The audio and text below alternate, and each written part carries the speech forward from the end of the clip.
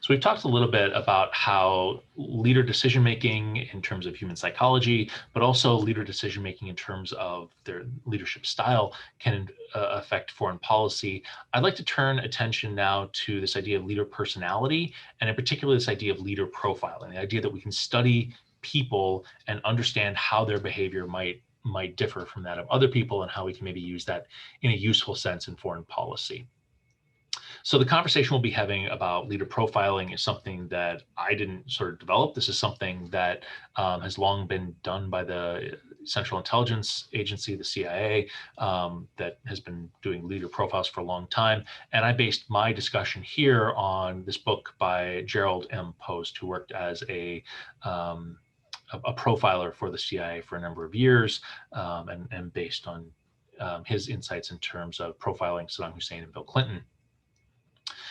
So Post says that when we're thinking about profiling a leader, when we're thinking about breaking apart their personality and understanding how they are, there's a couple different things that we can maybe flag or we should pay attention to.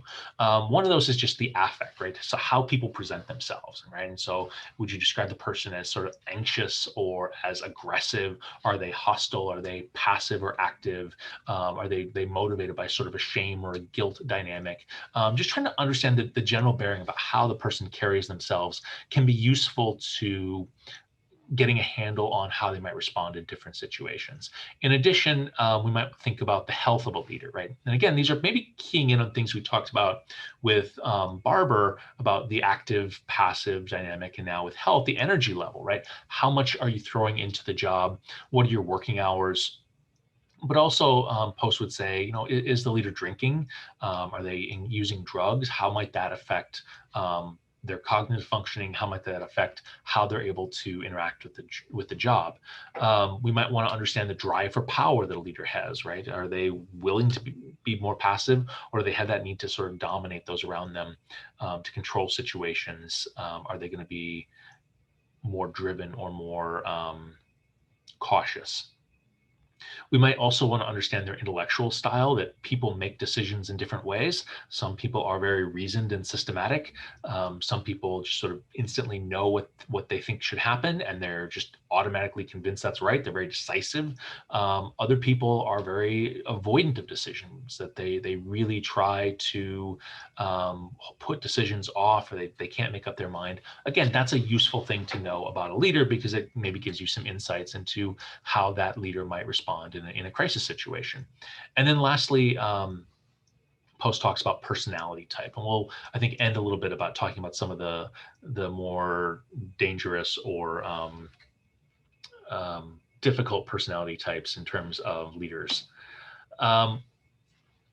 When taking all this sort of information together and sort of tying it into sort of a coherent narrative about a person, or the psychobiography, Post recommends drawing on a variety of different sources. So one of those sources is early childhood experiences, right? And so things like the relationship with parents can have a huge effect on a person's behavior later in life, their personality, their psychology. An example might be George W. Bush, who didn't have the best relationship with his parents, and felt very insecure and uncertain if he was good enough for the Bush family name, and that may have driven him into politics, and his desire to maybe surpass his father in various respects.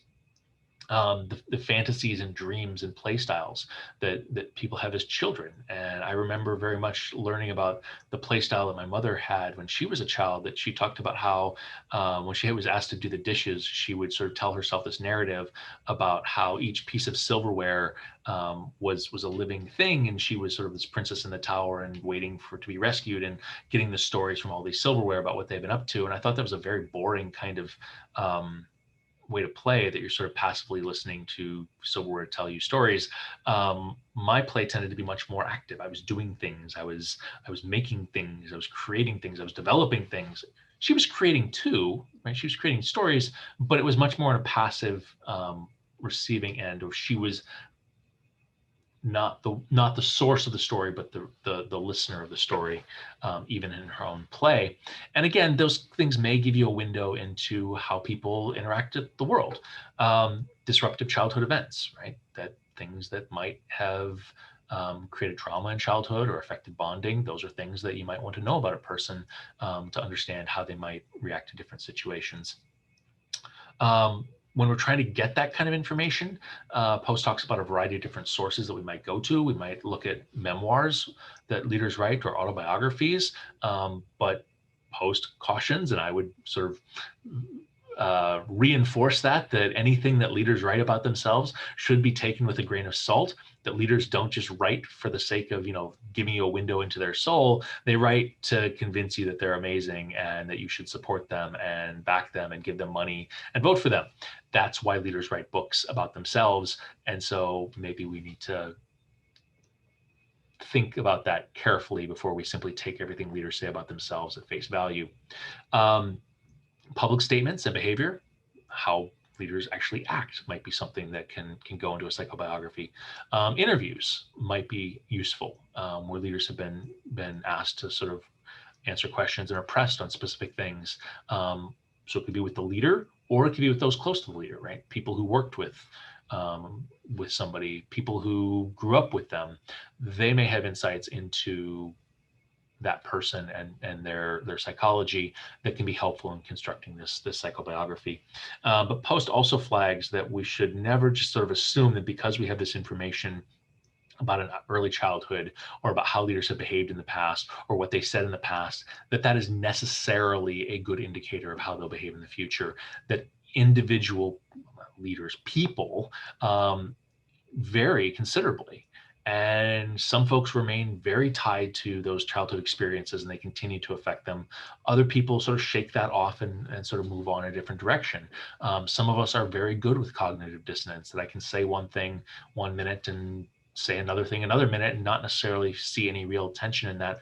Other people have a tendency to hold a coherent set of views over time. So we need to understand not just sort of the inputs, but also how the individual person is sort of managing that and navigating that.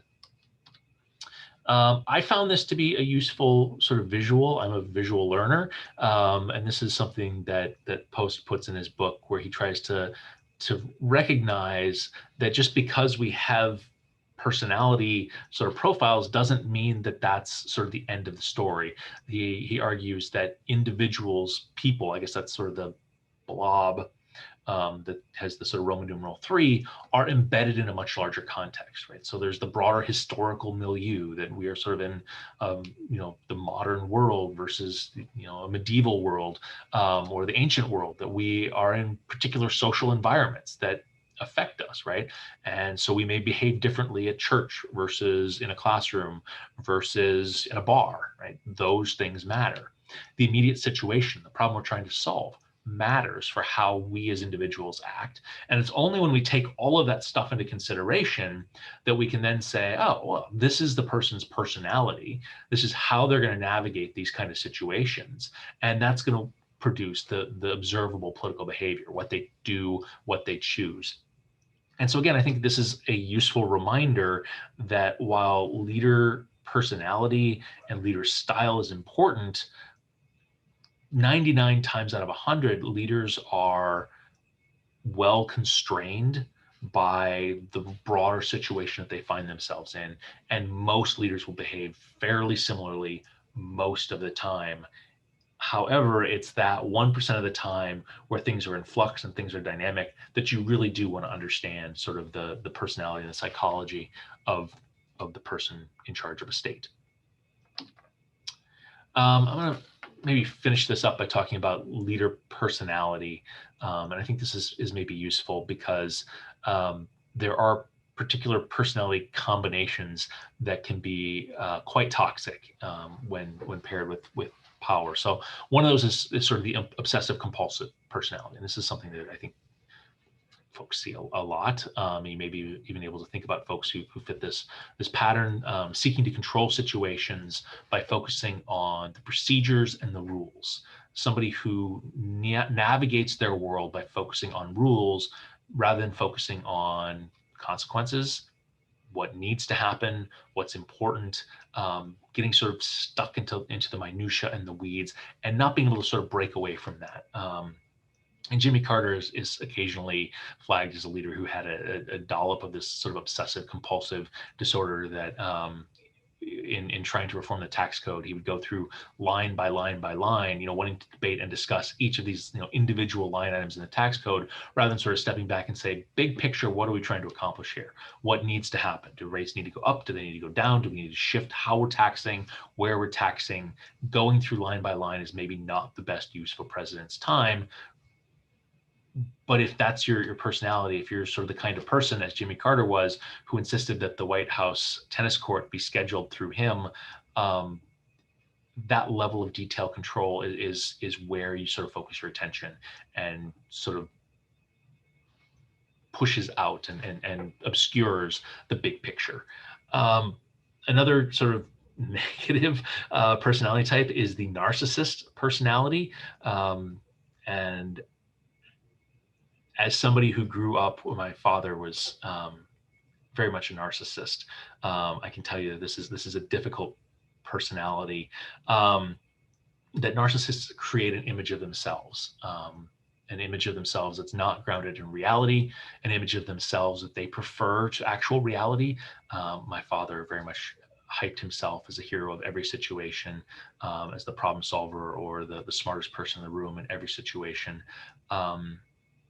And he had sort of a level of ambition and charisma that allowed him to sell that to people. But because he was always sort of in salesman mode, he was always trying to convince people to buy into this larger than life version of himself that he had created and was vested in sustaining.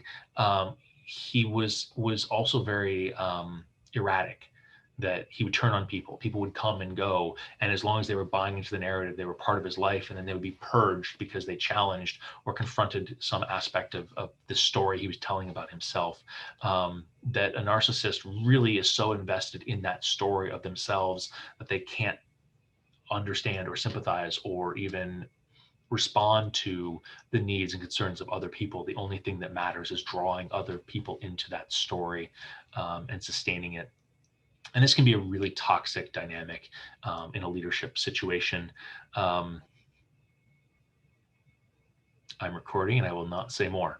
A third leadership style that can be really damaging is the paranoid personality disorder. This is where an individual, and I'll confess I have more than a dollop of this, an individual is untrusting of other people and is constantly on guard against slights or perceived insults. That every interaction with human beings, you're sort of just monitoring for where the dig is going to come, where the person's going to turn on you, any indication that this is somebody that you can't trust. There's that need to dominate others to feel safe, that unless I'm in a position of power and control, I don't feel like I can lower my guard. I don't feel like I can be myself, because if we're on sort of an equal footing and I lower my guard, that leaves me vulnerable and you can hurt me. I have to have power over our relationship before I can have any sort of sense of trust with you. Which is really an unhealthy dynamic when you think about it. That's not good for anybody. The paranoid personality disorder also gets really sucked into this dynamic where they convince themselves that they are clear thinking and rational. And given that we've talked through this idea of rationality, right, the paranoid personality disorder individual will just dwell and just replay events in his or her mind, incorporating lots of data and thinking about things very systematically, but it's not systematic. It's all being filtered through this very biased lens that doesn't actually correspond with any sort of reality that other people are experiencing. And again, in a leadership position, this can be really bad. Fortunately or unfortunately, well, fortunately, these are things that are generally manageable with counseling and medication. The downside, however, is that they're not necessarily mutually exclusive, that it's possible to have multiple different personality disorders that sort of reinforce themselves. And in the business literature, there's some discussion of this concept of the dark triad, of sort of a Machiavellian personality, where you are very power seeking and willing to, rationalize away any sort of moral constraints, coupled with the narcissistic personality, coupled with paranoid personality disorder, that we see folks who rise to the top of organizations that have this combination of really dark and toxic personality traits that can be very damaging for organizations and very damaging for any sort of rational policy process.